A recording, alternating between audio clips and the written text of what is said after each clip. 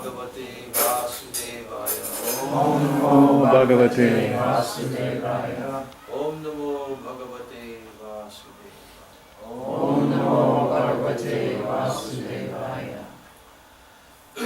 On this auspicious celebration day, the appearance day of the Supreme Personality of Godhead, Bhagavan, Sri Krishna, in the form of Sri Nrisimhadeva, who appeared in half man, half lion incarnation to save his dear devotee, Sri Bhakta Pravara Sri Padmanabha Maharaja. On this auspicious occasion, I'm offering my Dandavat Pranams to the lotus feet of my beloved Gurus, Nitya Lila Pravishta, Om Vishnupad, Astatara Sata Sri Srila A.C. Bhaktivedanta, Swami Maharaj Srila Prabhupada, who gave the Srimad Bhagavatam to the whole world and who introduced all the incarnations of the Supreme Lord, especially Lord Nrisimhadeva, and who instituted the chanting of Lord Nrisimhadeva's pranam mantras every day in his temples for the protection of the devotees, the spiritual master, and the whole movement, Chaitanya Mahaprabhu. So we owe a great debt to our beloved Srila Prabhupada, without whom we would never know about this most merciful incarnation of Lord Nrisimhadeva, who protects the devotees, who is the incarnation of Vatsalya, mood to the devotees. Just as a father has the mood of protection to the son, so Krishna came to protect his devotee in this form of Lord Nrisimhadeva. So it is a very, very highly powerful, auspicious day, this Nrisimha Chaturdasi. And on this day, we also observe Ekadasi, and those who were able to also fasted up until this evening time. So we will be hearing the glories of Bhagavan Nrisimhadeva today, and in coming days, some more nectar from this great Leela. In 7th canto of Srimad Bhagavatam, it comprises more than about 10 chapters. Very long description, very in-depth description. And we were very fortunate to be with our beloved Srila Bhaktivedanta Narayan Goswami Maharaj in his touring on a number of occasions on Nrisimha Chaturdasi, and also in his festivals. He would narrate the pastime of Lord Nrisimhadeva with great joy and gusto. Sometimes the devotees would also spontaneously put on a drama.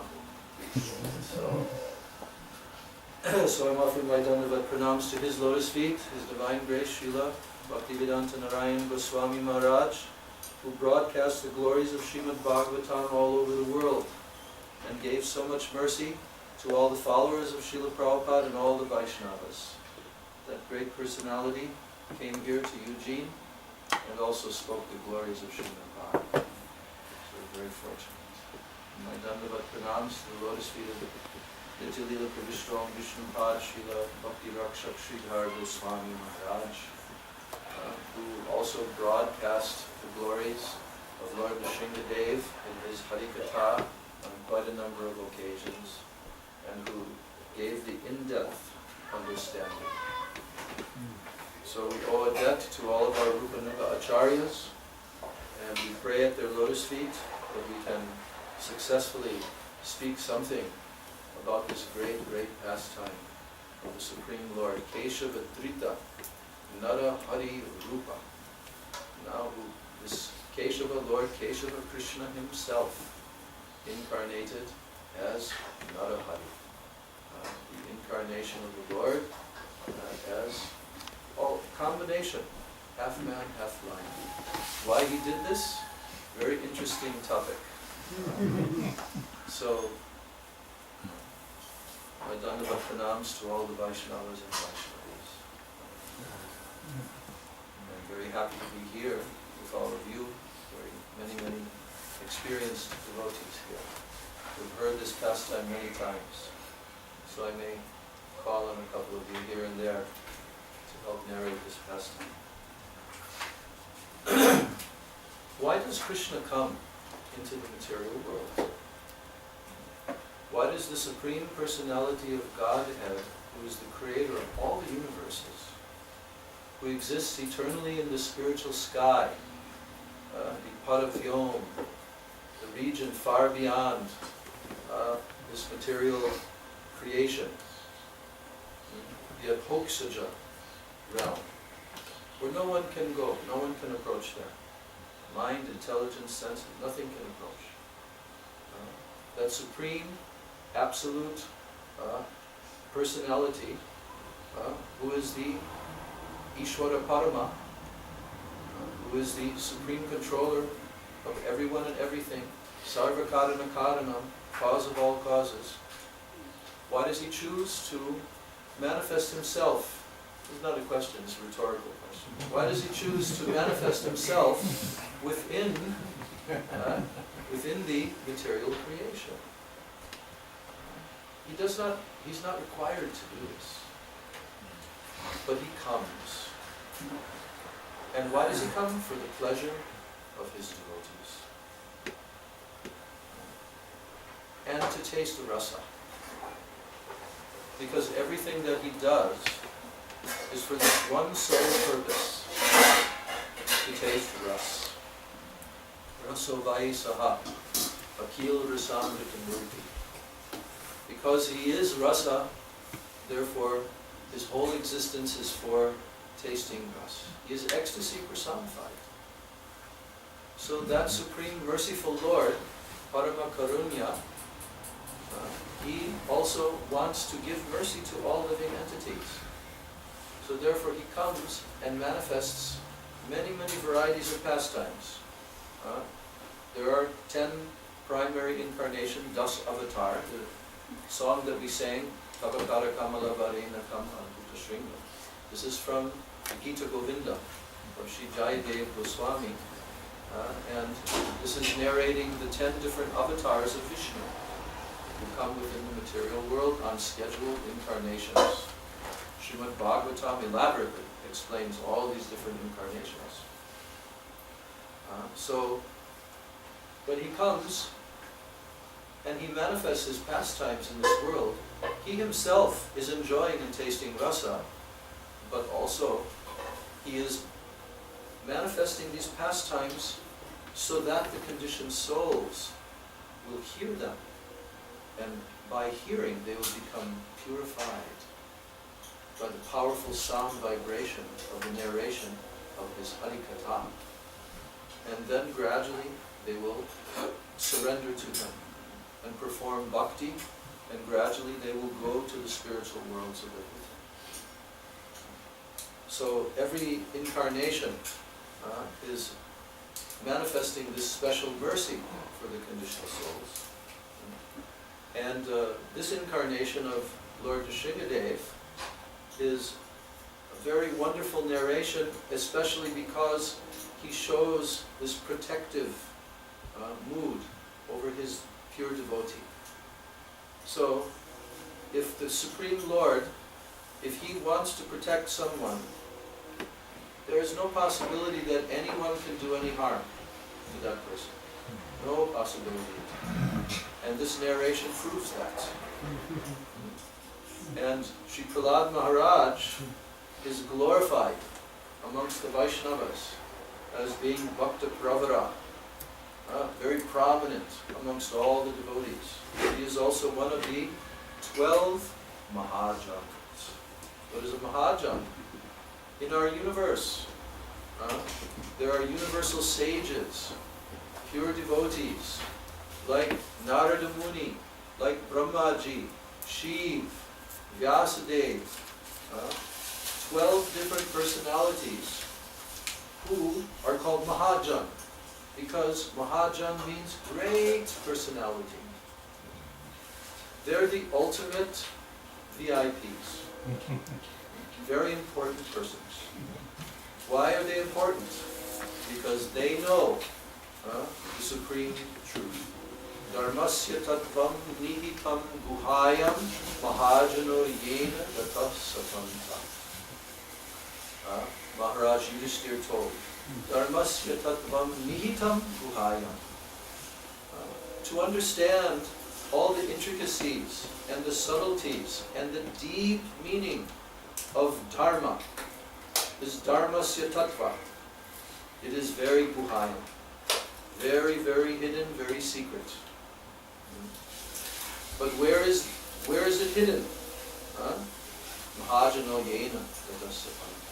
It is hidden in the hearts of the Mahajans. They know the absolute truth perfectly. So, if someone wants to achieve perfection in life, they must follow the pathway which has been shown by the Mahajana. Mahajana yena gatasa panta. Panta means path. And this shloka was spoken by Yudhishthira Maharaj when he was asked the different questions by the Hiran, all the different riddles and questions, and he had to answer them, otherwise his brothers would die. So he answered all perfectly. And when he was asked the question, what is the path? Just a general question. What is the path? The path to where? But he understood me. And he said, Mahajano yena gatasapanta. The path is the path that has been shown by the Mahajans. No other path. This is the path. So, Prahlad Maharaj is in that list. And his teachings are very important. Srila Gurudev would often explain that our acharyas like Srila Bhaktisiddhanta Saraswati Thakur, he narrated this Prahlad Charitra, the narration of the character of Prahlad Maharaj and his teachings. He narrated this 108 times. Sri Chaitanya Mahaprabhu himself, he loved to hear the narration of this lila, this pastime. So it is all-powerful, all-purifying. Lord Nrisimhadeva is worshipped all over. In India you will see so many Nrisimha Bhagavan temples everywhere. Even the place of his appearance. Has anyone gone there? I think it's called Aholam Nrisimha, that place. So, Lord Nrisimha Bhagavan is worshipped all over the universe. And in every creation, Nrisimhadeva comes. In every universe, he comes. So the pastime of Lord Nrisimhadeva, delivering Prahlad Maharaj, is essential. Srila Gurudev said if someone does not follow Prahlad Maharaj, then you cannot become a pure devotee. Where is that place? I mean, you named it, but the approximate in India. What? Where was that place at? In India. No, Place I in know, South but India. is it I'm not South so India? expert on that. Oh, okay. South. So, in this way, if we follow Prahlad Maharaj, if we hear his teachings, then the proper inspiration will come in our hearts to do pure bhakti, because he is pure devotee. And topmost realized personality. Otherwise Krishna would not have come to save him if he was not in that category. When Krishna personally comes, it's for his pure devotees. So, in this way, the story of the appearance of Lord Nrisimhadeva is narrated in relation to the two brothers, Hiranyaksha and Hiranyakashipu. But who are these two demoniac, very powerful demons? They were toward the beginning period of the universe. And actually, we know that they're actually the two gatekeepers of Vaikuntha, Jai and Vijay, who were cursed by the four Kumaras. And why were they cursed? It is interesting. Why would the four Kumaras curse the two gatekeepers of Vaikuntha? Because they stopped the 4 Kumaras. But why would the gatekeepers stop the 4 Kumaras?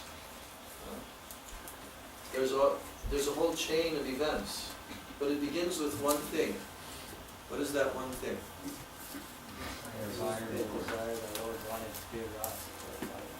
Yeah. Lord Narayan had a desire to taste rasa.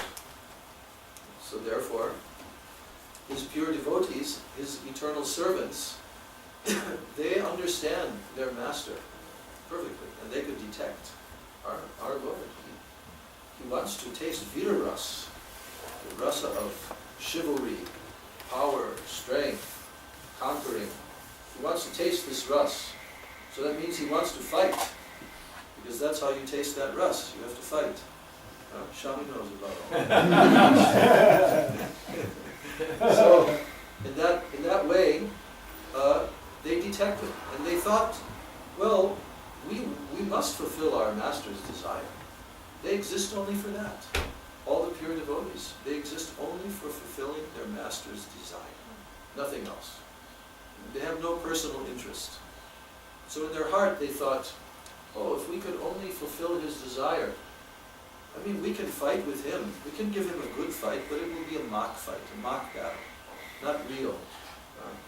Because in order to have a real fight, there has to be an opponent, and there has to be a very great hatred. You see that even in professional fighting, they try to stir this up between the two opponents. It's all kind of make-believe, but nevertheless, something has to be there like that. There has to be anger. When vira-ras, anger has to come into there. So they thought, well, if we could become opposed to our Lord, then we could fight him. And that desire was in their heart.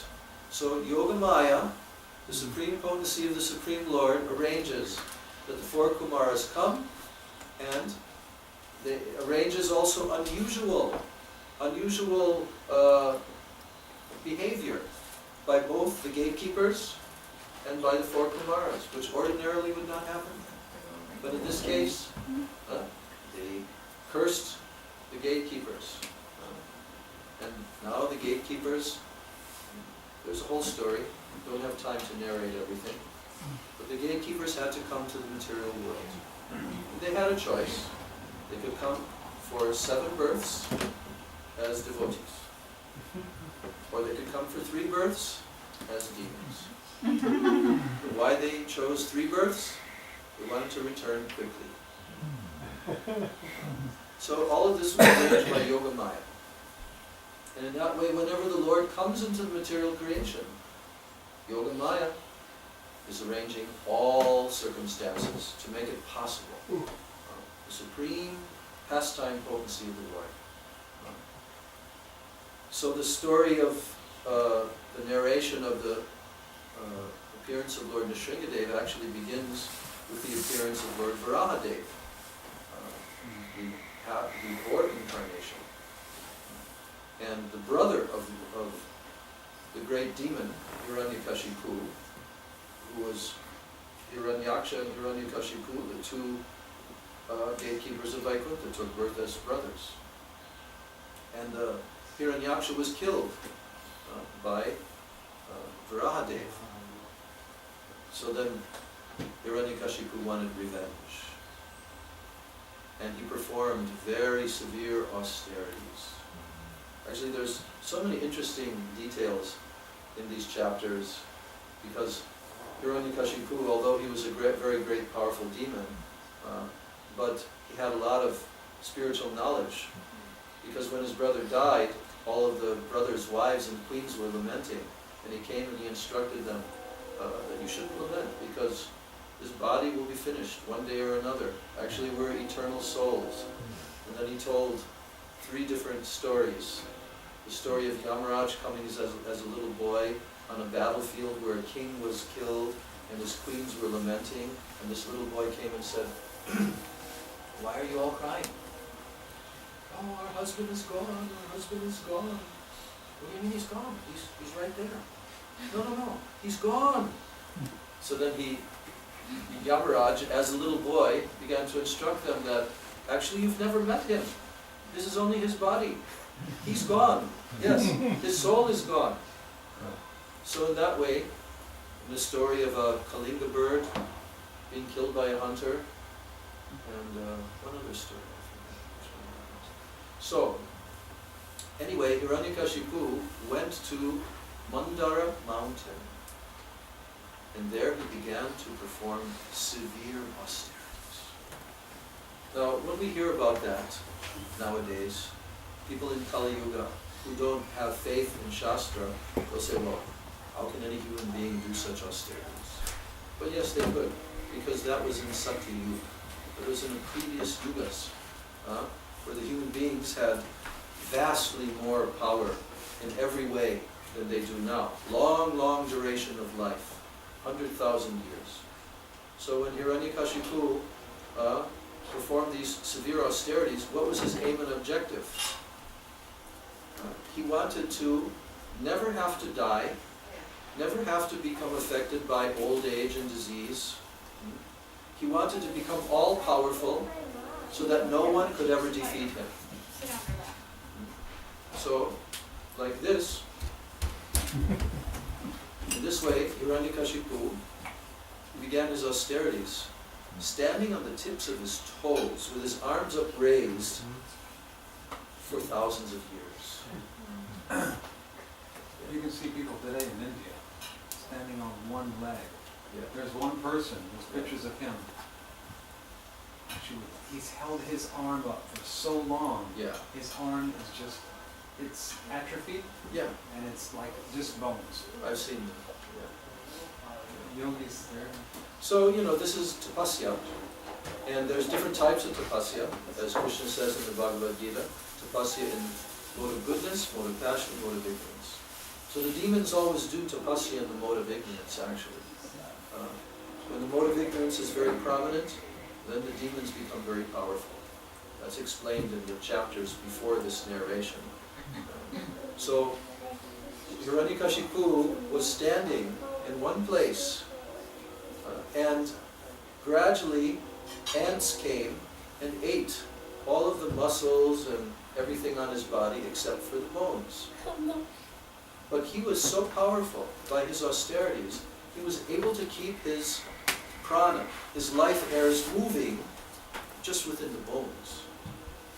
And actually it says in the Shastras that in Satya Yuga, the life airs are kept within the marrow of the bones.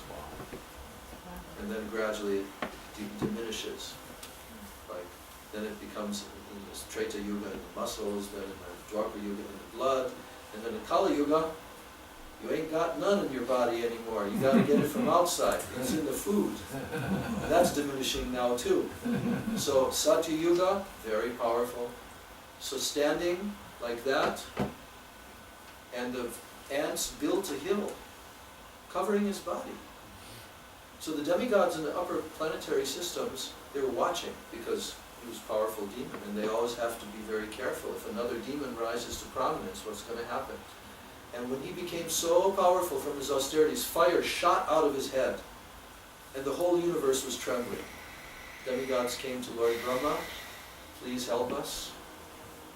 So now Lord Brahma, along with Bhrigu Muni and a few other great sages, Daksha, he came there in his swan chariot.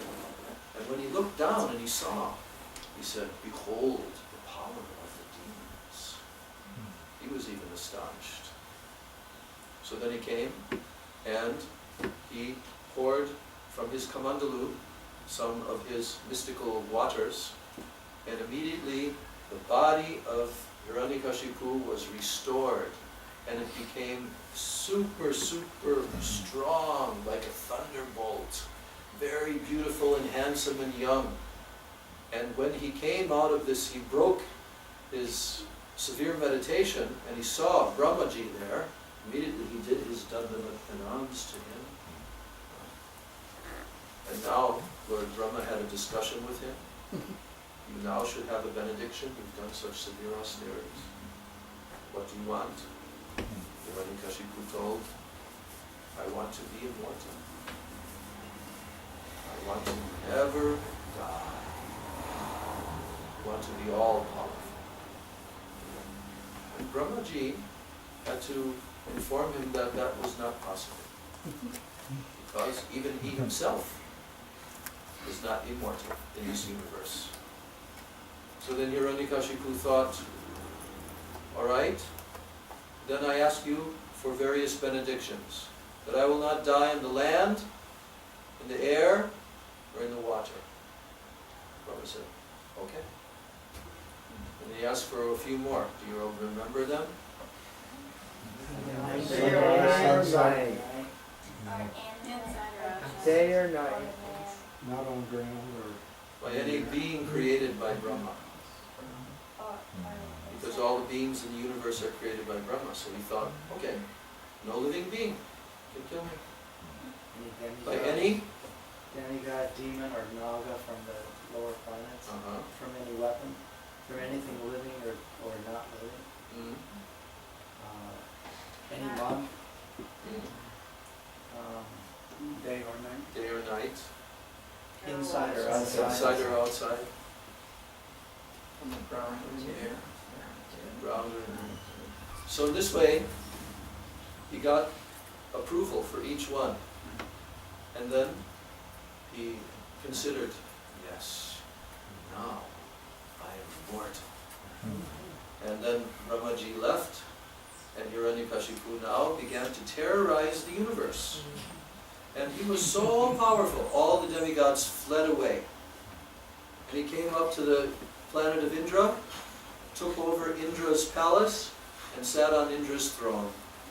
And it's described in the Bhagavatam that only Brahma and Lord Shiva, of course Vishnu, they were not under his control. All the others, they had to serve Hiranyakashipu. And he actually was so powerful that he controlled the forces of nature in the universe. Imagine that. Sitting on his throne, he was controlling that. Even in the Bhagavatam it says that the law of karmic reaction of the living beings, like when you do a good activity, you get a good result. When you do sin, you get a bad result. You have to suffer. He reversed that. If you do bad, you get a good result. So like this, Hiranyakashipu was so powerful. And in this way, he now began to reign as a king, palace. But there's one important fact, that he had his queens. And there was one queen named Kayadhu. And when Hiranyakashipu had gone to perform his austerities, she was pregnant. And the demigods thought, okay, maybe we won't be able to defeat Hiranyakashipu, but at least we should stop his offspring. So they kidnapped by force from the palace Kayadhu, and they started taking her up into the sky. At that time Narada Muni came. And Narada Muni stopped them. No, you should not take him away. No, but there's a great demon, the son of a demon. No, he's not a demon. He's a great devotee. I will take her to my ashram. So Narada Muni took Kayadhu during this time period that Hiranyakashipu was doing the austerities. And what did he speak? He was continually narrated the glories of the Supreme Lord. Srimad Bhagavatam, the topics of the Supreme Lord. And Kayadhu, she could not remember this. But Prahlad, who was in her womb, the child, he heard everything from Narada Muni. So then, before his austerities were finished, the demigods returned. Narada Muni returned her to the palace. So that child was born in the palace of the greatest demon of the universe, his father, the greatest demon. And when he was very small, very little, then he was sent to school. Because in the palace there are so many royal families and royal children and descendants. So they have their schools, and in their schools they are taught all the subject matters that they require. to be perfect demoniac rulers, and how to subdue enemies, how to do politics, how to all these different duties of the kings. So in this way, one day, when Prahlad Maharaj was nicely dressed by his mother, he was brought to his father, who was sitting on the throne. And his father, being so affectionate to the young boy, he brought him on his lap, showered him with affection, and said, "Ah, my dear boy, now you've been going to school for some short time, so tell us, what is the best thing that you have learned in school?" So Prahlad Maharaj looked at his father, and he said, "O king, O best of the demons." He didn't address him as father. He says, "Asura Varya, best of the asuras." And he said, "Tat sadhamanye asura varya dehi nam, sada samudvigna diya asadgrahat, hitvatma patam griham andakupam, vanam gato yad dharim ashrayeta." He told his father, the best thing, tat sadhu manye, I think that the best thing, sadhu means good, tat sadhu manye, asurya varya dehinam. The best thing for those who are embodied, dehinam, like all the conditioned souls here in this material world are called dehinam. So, sada samudvigna diya asadgrahat. They have all accepted this temporary body and this temporary world as being real. Asad grahat. Asat means not sat. Sat means true, eternal, permanent, real. But asad grahat means unreal. They have accepted anyone who is an embodied person in this world, and they're always completely overwhelmed by all types of worries and anxieties. Sada samudvigna diya. Never they're peaceful. Always there's so much anxiety in their hearts.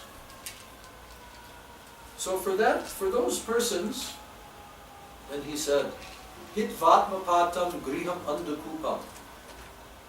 He said, those persons are materialists. They're called griham medhi. That means those who simply want to enjoy sense gratification in this material world. That is their only goal and purpose of life. And they have fallen into this dark well of such expansion called grihamedhi life. In the household life, expanding their material enjoyment, their control over the objects of the senses. He called it andakupam. That means a very dark well. They've fallen into this dark well. Andakupam. Hitvatmapatam. It is the place where the Atma, the eternal soul, is killed. Now, how is the soul killed? The soul is eternal, cannot die. But yet he said Atmapatam, killing of the soul. Because the soul becomes, again, has to inhabit one of the 8,400,000 species of life in the material world, loses his opportunity to attain his eternal, transcendental, spiritual body, and his spiritual life full of bliss and knowledge. He loses that because he has fallen into this dark well, Atmapatam, where the soul is killed. So Prahlad Maharaj said, for those persons, my dear best of the demons, because you're one of the greatest of these persons, my message is for you, my dear father, and all others as well, because Prahlad was a Mahabhagavat. He had a mood of mercy in his heart. He actually wanted to enlighten his father. He saw all equally. This is one of the significant things about Prahlad Maharaj Charitra. He did not see enemy, friend, anything. No duality. And he saw that his his father was a worthy recipient of this transcendental knowledge. So since the father was inquiring, what's the best thing that you learned in school? So then he said, this is the best thing. They should give up this at once. And vanam gato yad dharim ashrayeta. They should go to the forest. Vanam gato yad. And there, harim ashrayeta. They should take full shelter of Hari. Hari, Supreme Lord Hari. Hiranyakashipu, when he heard his son telling this,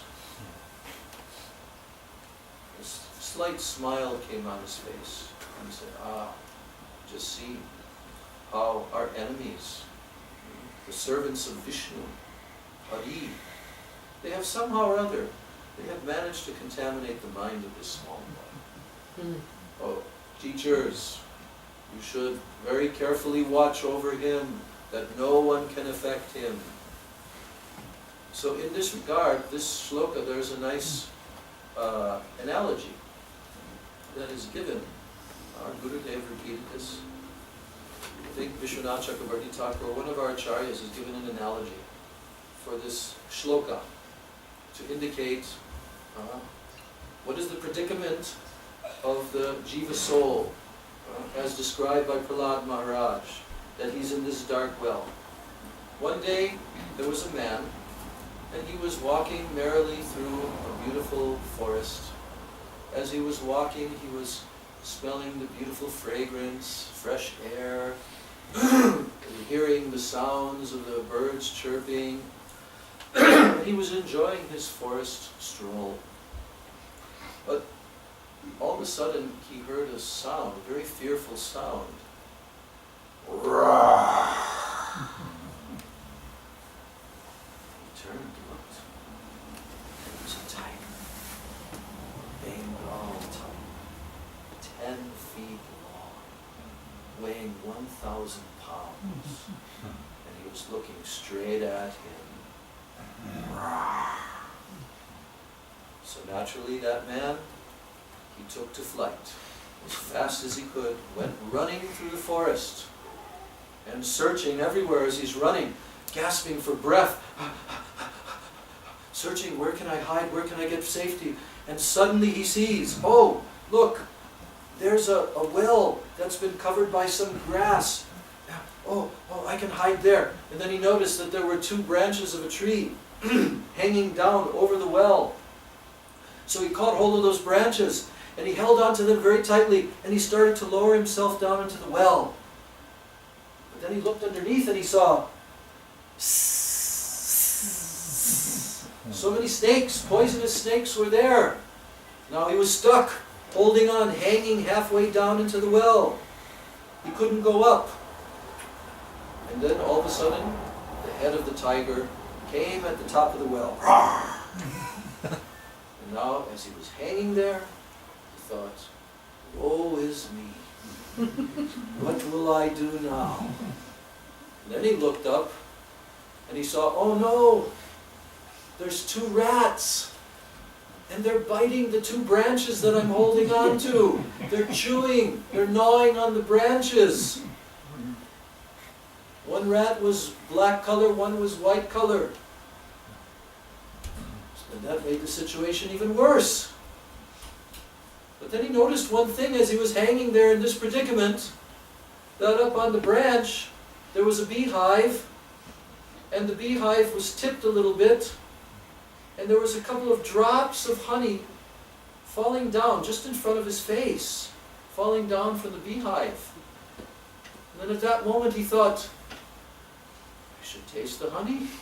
And then he endeavored to put his head forward, stick out his tongue, and when he stuck out his tongue, all of a sudden a drop came on his tongue, and he went, ah, so sweet. So this man, who is this man? This man is us. Yes. This man is every living entity, especially in the human form. What is the forest?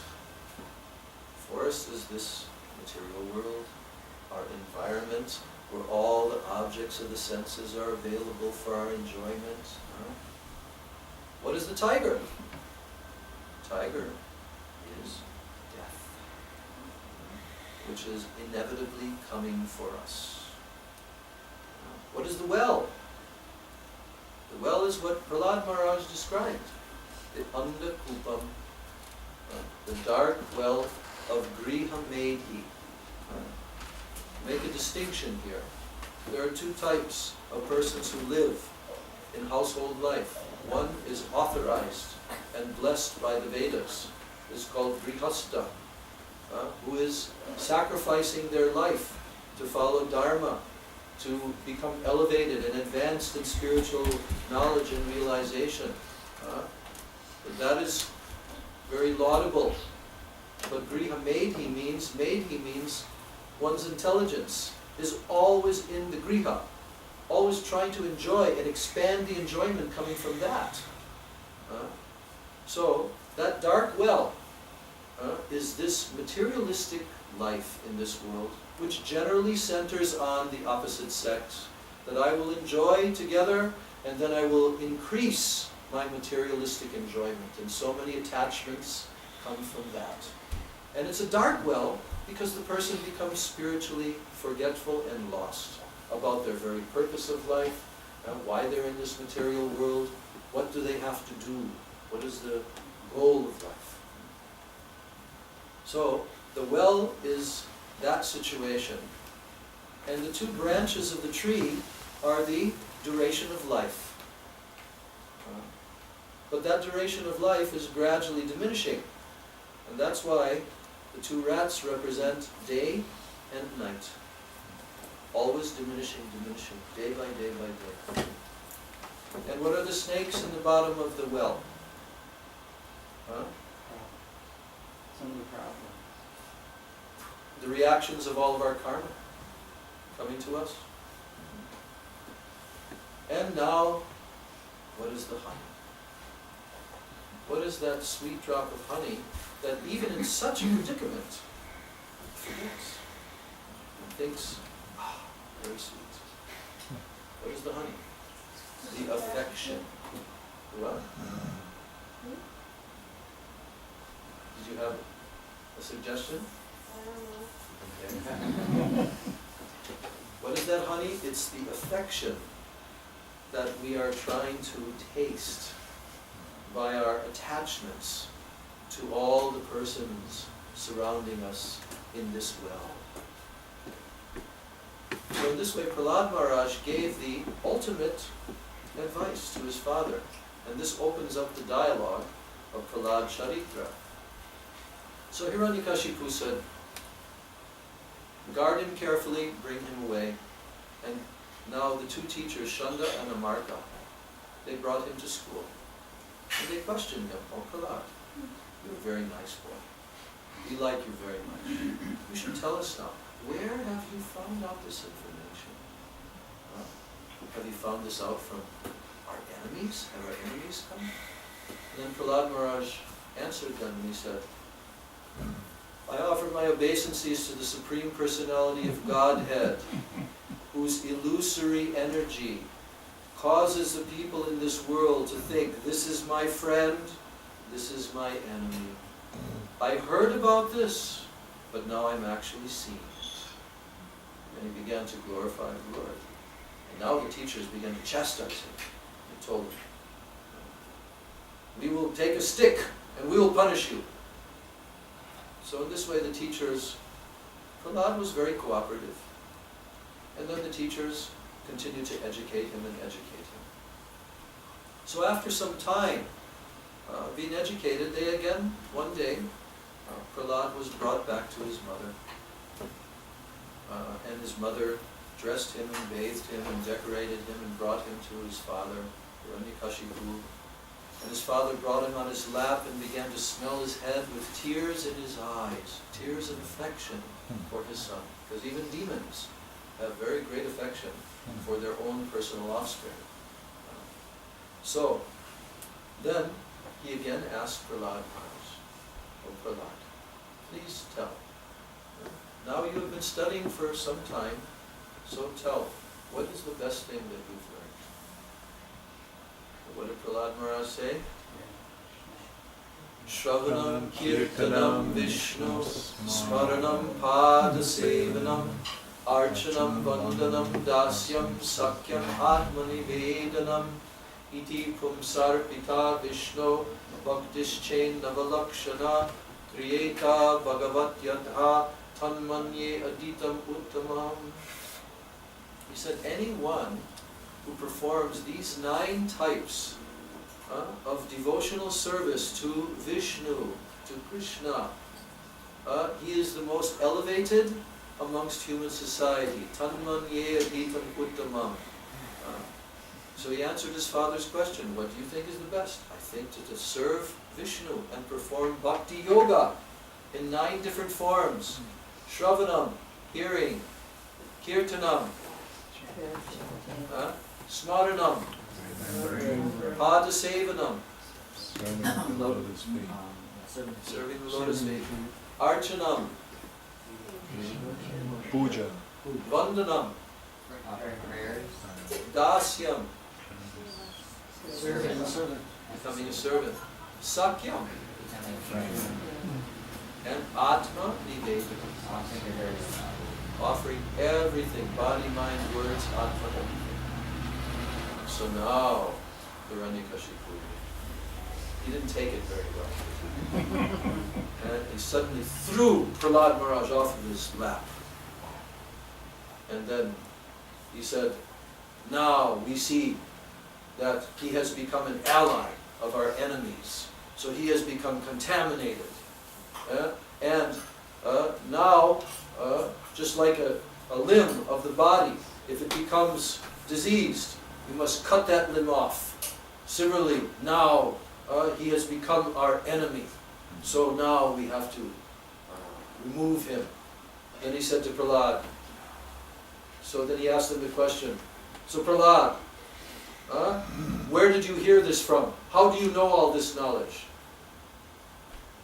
And then Prahlad Maharaj answered, Matirna Krishne Paratak Svatova Mito Vipadyeta Vigriha Vratana Adanta Gobir Vishatam Tamishram Punak Punak Charvita Charvanana Matirna Krishne Paratak Svatova. It is not possible for anyone to awaken their transcendental Krishna consciousness, either by good instructions from others, either by svatova, either by their own stimulation, mito vipadyeta, or by having meetings and discussions and conferences. He cannot awaken Griha Vratana, because he has taken a vrat, a vow, to remain within this materialistic, sense-enjoying life of this world. Griha Vrata. Adanta Gobir Vishatam Tamishram. Their senses are unbridled. Therefore they will go to Vishatam Tamishram. They'll have to go to the darkest regions of the universe. And there, Punak Punak Charvita Charvananam, they will again and again try to chew something that has already been chewed and chewed and chewed. Then he said, Nate vidu svarta gatim hi Vishnu durashaya ye bahirarta manina. They don't know what is their actual goal of their own self-interest. Svarta gati. What is the goal of their self-interest in life? What are they living for? They don't know that actually it is Vishnu, it is Krishna. That is the goal of their self-interest. So durashaya ye, because they don't know this, bahirarta manina. They are simply living in the external situation of identifying with this material world, this body, senses, and so forth. Andhayatandayar upaniyamana. They are blind. They have no knowledge. And they follow other people who are also blind. Te pisha ganga urudamni badva. And they remain completely bound, hand and foot, by the modes of material nature in this world. So then, he finally said, Naishamatis tavarukraman rim, sprishatyanarto upagamam yadartaha, mahiyasam pararajo vishekam, niskinchananam navrinita yavat. Only if someone takes the dust from the lotus feet of a Niskinchan Vaishnava, a great, great Mahabhagavad Vaishnava, and smears it, takes bath, smears it all over his body, then only in this way can they get rid of all anarthas in this material world. So now Hiranyakashipu said, that's it for you. You're out of here. And what did he do? He set about the task of trying to end the life of his own son. What different methods did he utilize, Shami? Threw him from a mountain. What happened when he threw him from the mountain? Krishna caught him. What happened? Did he hit the ground? What happened?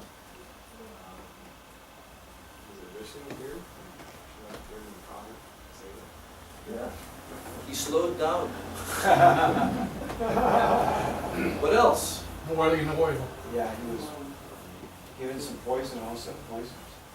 Yes. Elephant. He drank the poison willingly. Yeah.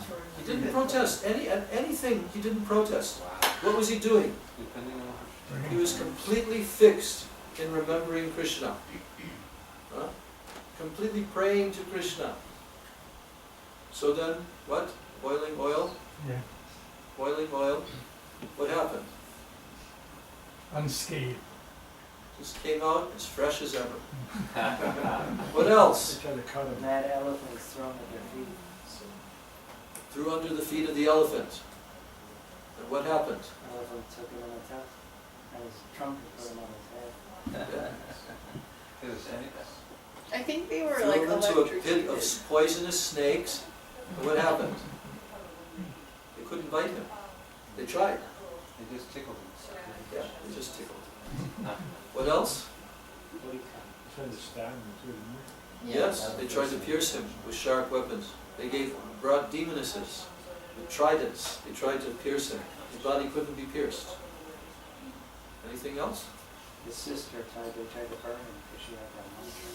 Oh, right. Describe that. Then she had a mantra where she could go and Walk into fire. walk in the fire. Yeah. She carried him. She carried him. She carried him into the fire. So what happened? She burned up. And he, She had an off day with the mantra. Yeah, exactly right. and the flames became cool for Prahlad. So anything we left out here? Was also not only fire but water and Yeah. Oh, yeah, yeah, current right. and wind. Yes, they exposed him to all the elements. Fire, water, severe wind, everything. Nothing could harm him. Hiranyakashipu, what, another? Mantras. What? Mantras. Mantras, yeah. Spells, mantras.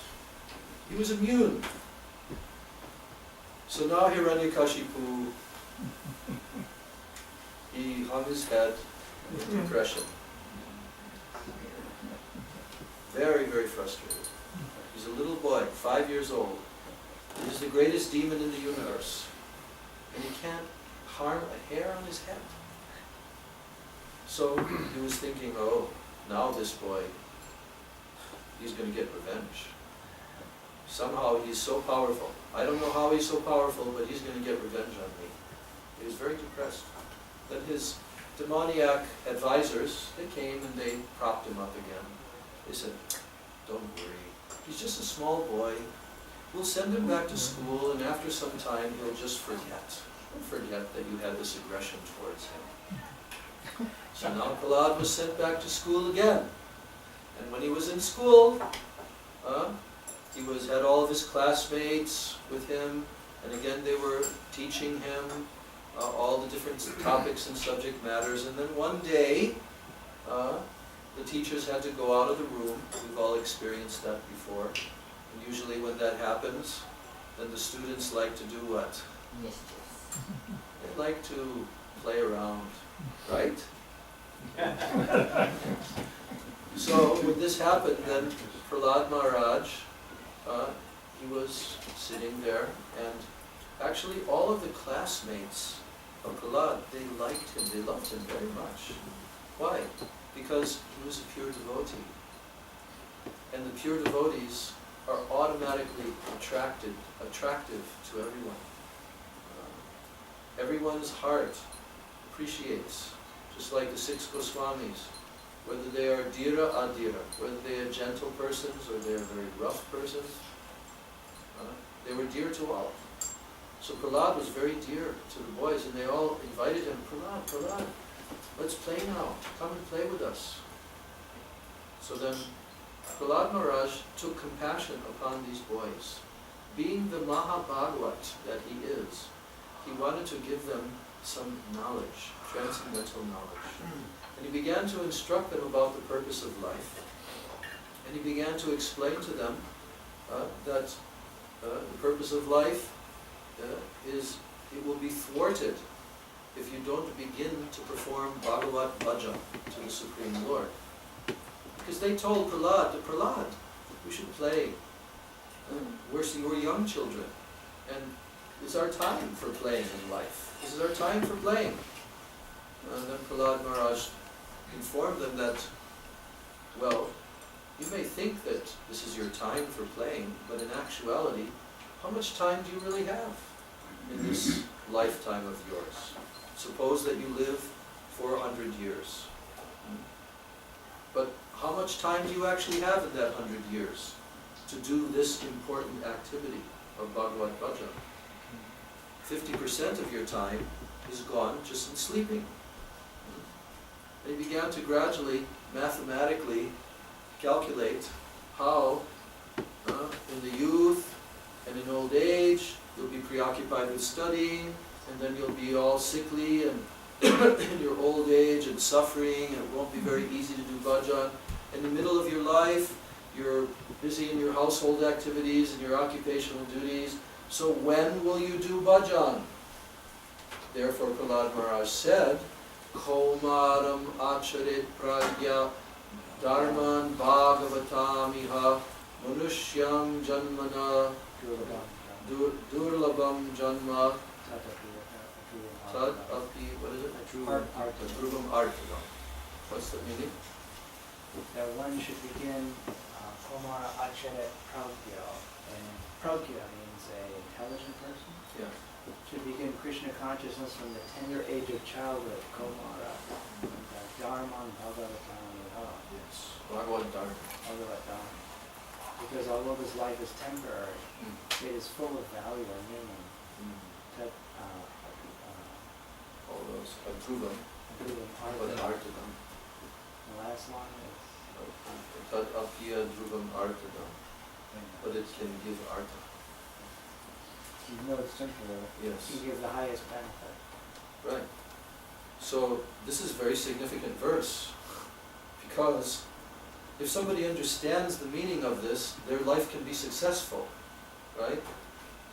And someone may not have the opportunity to begin early, but wherever they begin, they should understand it's now time, because we don't have much left.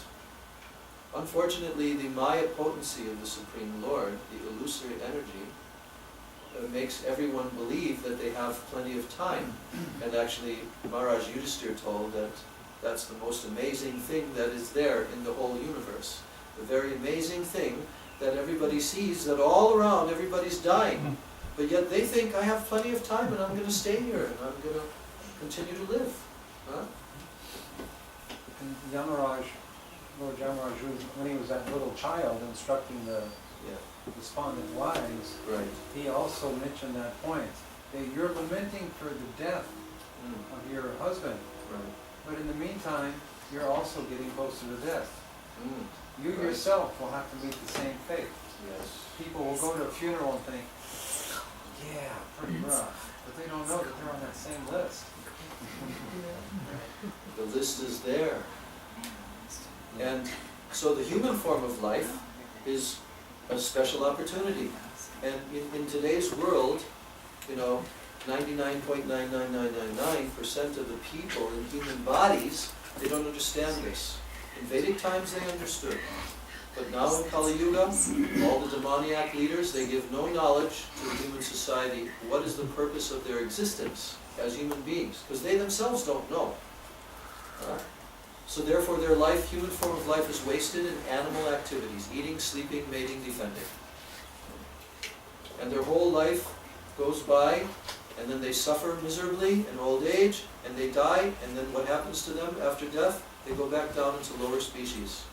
And again they have to wait for millions of lives to come to the human form. Because the human form is the only form where you can practice Bhagavad Dharma. This worship of the Supreme Lord, and you can attain eternal, transcendental knowledge of your own identity, self-realization, God-realization. It's the only purpose of the human form. We're very fortunate because we have our gurus, our Guru Parampara, we have our Shastra, we have been enlightened. What is the purpose of our life? And we have a direction, we have a goal, and we understand I have to proceed towards that goal. Whatever I'm doing in life, I have to connect it, I have to go towards that goal where I utilize the human form, because it is arthadam. It can give what no other form of life can give. So Prahlad Maharaj, in this way, he preached to his classmates. And he also preached about the glories of Guru. Because without Guru, one can never make spiritual progress. So he also preached Guru Shushushaya Bhaktya.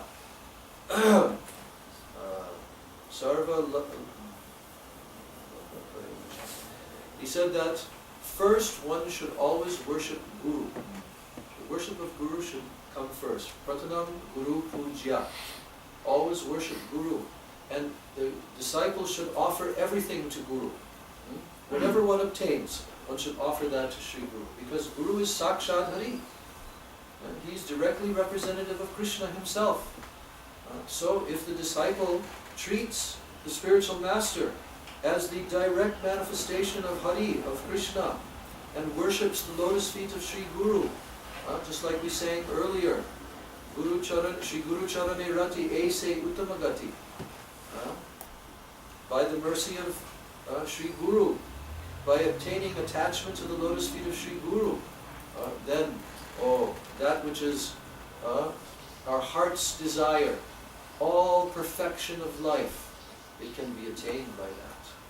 So Prahlad Maharaj instructed this topic, and he convinced his classmates that you should join with me, and we should glorify the Supreme Lord. Let us chant the holy names of Krishna together. And then Prahlad Maharaj began clapping his hands, and all the children surrounded him. They began singing with him. Hare Krishna, Krishna Krishna, Hare Hare, Hare Rama, Rama Rama, Hare Hare. Or that famous melody, Krishna, Hare Krishna, Krishna Krishna, Hare Hare, Hare Rama, Hare Rama, Rama Rama, Hare Hare, Hare Krishna, Krishna Krishna, Hare Hare, Hare Rama, Rama Rama, Hare Hare. As they were doing kirtan, all of a sudden what happened? Hiranyakashipu stormed into the room. Stop that! Very angrily, he stormed into the room. He says, what are you doing? And then he began to directly confront Prahlad. And he told Prahlad, he said, yes, now your time has come. Now your time is finished. I tried in so many other ways, but I did not personally try. Now your time is finished. And I am going to send you to that abode where you'll never return. And so, do you think that you're so powerful? You think you're so powerful? When I raise my eyebrows, all the demigods are in fear. So you think you're very powerful? And then he challenged Prahlad. So, where do you get your power from? Prahlad said, I get my power from the same place that you do, my dear father. I get my power from Lord Vishnu. Lord Vishnu? Where is your Lord Vishnu? My dear father, he's everywhere. He's everywhere? Is he here in this pillar? Yes, yes. He's in that pillar. Prahlad also looked at the pillar and he saw the eyes of the Lord peeping out.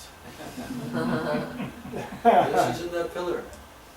So then Hiranyakashipu, he took his fist, not his sword, his fist. He was so powerful. And he says, okay, if your Vishnu is in that pillar, let him come and save you now. And then he smashed the pillar. Then what happened? What sound did they hear? Louder!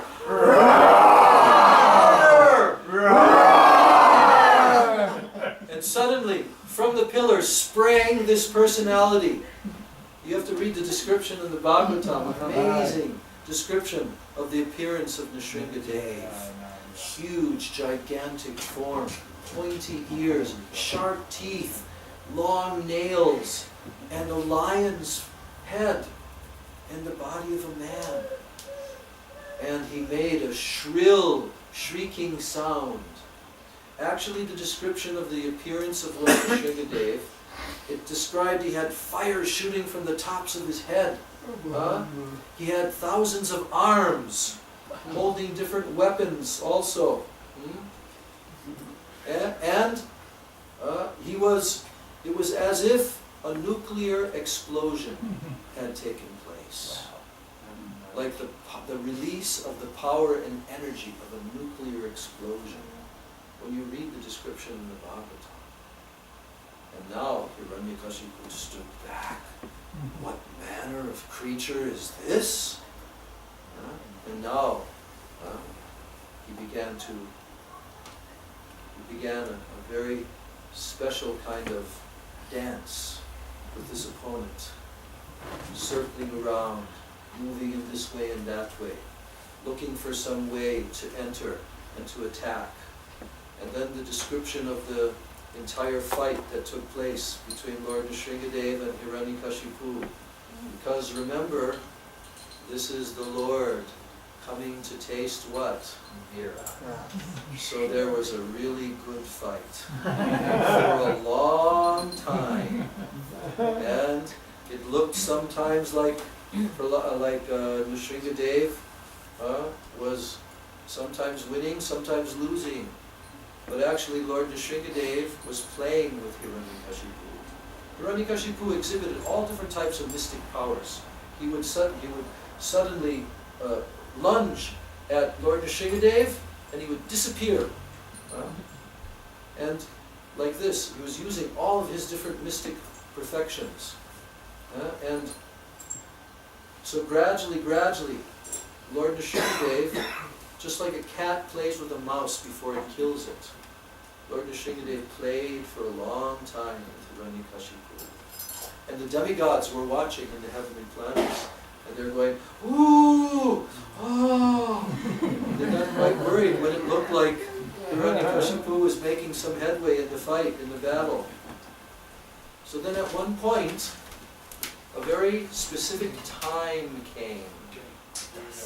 Right? Dusk. That time was now. Sunday. Just this very time. Between Not day, not night. dusk. And gradually Lord Nrisimhadeva maneuvered Hiranyakashipu into a particular place. On his lap. In the doorway. Door. Not inside, not outside. And suddenly Lord Nrisimhadeva grabbed Hiranyakashipu very powerfully, and he placed him somewhere. Black. Not in the air, not on the land, not on the sea. Where? On his lap. And then, at that very time, without any weapons, only his nails, very long, very, very sharp. What did he do? No, he did something before that. He dug it, his nails like chisels, like knives, into his belly. And then he did what? And then he did what with the guts? Yes. And he was roaring and roaring, and Hiranyakashipu was moving. And then suddenly he died, finished. And now he threw him off of his lap. And all the soldiers, Hiranyakashipu had thousands and millions of soldiers. And they all came lunging at Lord Nrisimhadeva. What happened to them? All of his arms. He ripped them all apart, threw them in all directions. Every last one of them. Finito. And then what happened? There was no one else. Lord Nrisimhadeva was so angry. Why was he angry? What was his anger? What was the purpose of Lord Nrisimhadeva's anger? You know, sometimes I was talking with a devotee recently, and he said, I have a little bit of a hard time with Lord Nrisimhadeva. You know, like the intestines and all of this. And I explained to him, I said, well, do you know what his anger is about? His anger is love. The purest protective love of his pure devotee. In this material world, if somebody attacks the child of another person, right, and the parent risks their life and does like incredible heroic feat to rescue their child and kills all kinds of demoniac persons who are trying to harm the child, this is considered very, very laudable, very worshipable. That parent exhibited such anger. So, the anger of the Lord is greater than anyone's anger. If Krishna wants to become angry, then no one's anger can ever compare with his anger, because his anger is infinite. Everything about him is infinite. So he was so angry, and this anger was the anger against the person who was going to harm his pure devotee. So in this way, he was roaring, and all the demigods came, and his consort Lakshmi Devi came, and Lord Brahma came, and now they're thinking what to do. The Lord is so angry. Somehow or other we have to calm him down. So then Lord Brahma suggested, "Oh Lakshmi, you're his consort, you should go." She said, "I haven't seen this form of my husband." I've seen him mad before, but not So then Lord Brahma said, "Prahlad, the Lord has come for you. You must go." And Prahlad, without any fear, he went and approached Lord Nrisimhadeva, and he paid his dandavats at his lotus feet. And then he stood up, and Lord Nrisimhadeva put his hand on Prahlad's head. And as soon as he put his hand on Prahlad's head, immediately Prahlad became illuminated with all transcendental knowledge, and he began to offer prayers to Lord Nrisimhadeva, and Nrisimhadeva calmed down and was listening to all the prayers of his beloved devotee. So those prayers of Prahlad, they're full of so much knowledge, and they should be studied very carefully. These are the teachings of Prahlad, through which we can become pure devotee. And when he offered prayers to Lord Nrisimhadeva, then Lord Nrisimhadeva said, "Now I want that you will take a benediction." The Lord always wants to benedict his pure devotees. And then Prahlad, he explained, "My Lord, I I'm not a businessman. I have not come to you to get something in exchange for my devotion. I have no desires. So, he said, anyone who worships you with desires for something else to get from you, this worship is not pure, it cannot satisfy you. So I have no material desires to fulfill. And then Lord Nrisimhadeva said, yes, but still I want to give you benediction. And then he told, then I want that my father, who was so inimical to you and who was killed by you, that he will be liberated. And then Lord Nrisimhadeva said, it is already accomplished, because you are his son.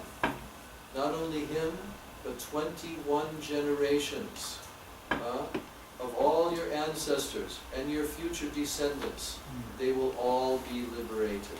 21 generations. Now this is the benediction of Krishna. If someone surrenders to Krishna, they don't have to care about their ordinary obligations within this world. Even if they cannot meet those obligations, Krishna will fully take care. And because they have surrendered, therefore Krishna will arrange for all the descendants, all of the ancestors and so forth, to be also liberated. And liberated means that they, in any lifetime, they will get sadhu sangha, they will get sukriti, they will be able to take advantage, and they will come onto the path of pure bhakti. Guaranteed. So then, Lord Nrisimhadeva benedicted Prahlad that now you should stay within this world, and you should rule within this world for many thousands of years. And you can enjoy all the facilities of rulership, but be fully devoted to me. And in the end, you will attain me, and you will come to me in the spiritual world. So in this way, Lord Nrisimhadeva gave all benediction and blessings to Prahlad Maharaj. And then the Brahma and all the demigods came and they worshipped Lord Nrisimhadeva, offered many, many prayers to him. And finally, then Lord Nrisimhadeva disappeared. But before he disappeared, he said to Lord Brahma, so now in the future be careful who you give such benedictions to.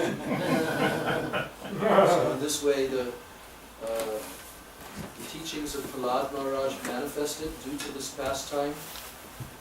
The transcendental form of the Supreme Lord as half man, half lion, his beautiful Nrisimhadeva form, who protects all the devotees, manifested in this world. The whole katha of this pastime manifested and has been narrated for thousands and millions of years. And today, on this day of Nrisimha Chaturdasi, the very day that Lord Nrisimhadeva appeared, at this very time at dusk, we are hearing this narration from Srimad Bhagavatam. So certainly anyone who hears this narration, they will attain spiritual perfection by this. So all glories to Sri Nrsimha Bhagavan, all glories to Bhakta Pravara Sri Prahlad Maharaj, all glories to the Grantaraj Srimad Bhagavatam, all glories to Jai Vijay, who came to manifest this pastime, and all glories to all the bhaktas and all the listeners of this great narration of the pastimes of Lord Nrisimhadeva Bhagavan ki Jai, Nrisimha Chaturdasi ki Jai, Transcendental Appearance Day of Lord Nrisimhadeva ki Jai, Bhakta Pravara Shri Prahlad Maharaj ki Jai, Samveda Bhakta Vrinda ki Jai, Jai Gaur Premanandi. Namaste Narasingaya.